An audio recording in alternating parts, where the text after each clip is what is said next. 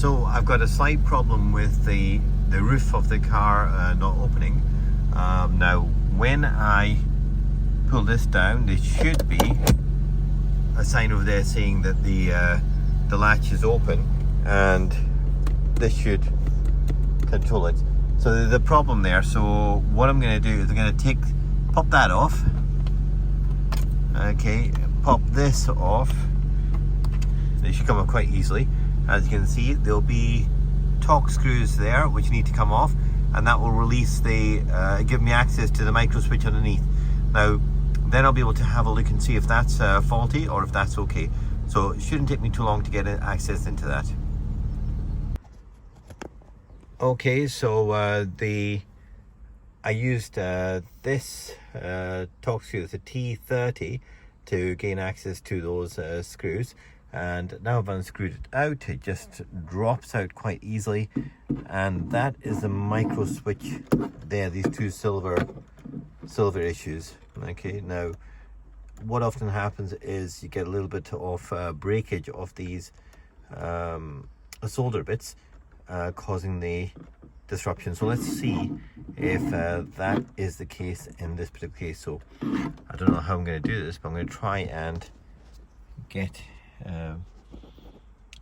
my fingers on that and operate the switch at the same time whilst holding the camera. So what I've done here is I've started the car engine. You hear a little beep there. That is saying that the convertible top is not in position. Now that means recognize it again. I put a bit of pressure over here on these points here, and these were the ones that allowed the roof to move up. Okay, so we've got a break in the solder, and this can often happen just with time, just with the age of the car. So what I'm going to do is I'm going to heat that solder up, and I'll probably do the same on the other side. If I'm going to try and find the crack, but I'll heat up the ones which have failed.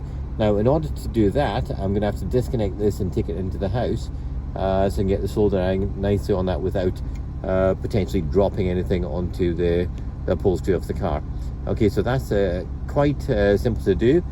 Heat that up, heat that there, and after that I'll just put it back into the vehicle. I will keep the torque screwdriver in it just in case I have a fault with it again, so I don't want to be caught twice until I'm 100% sure that the roof is working nicely. I hope that's been useful to you, and hopefully you'll subscribe to my channel. There's other videos on the Porsches and also other cars as well, just repairs that I've done. So do subscribe if you like what you've seen.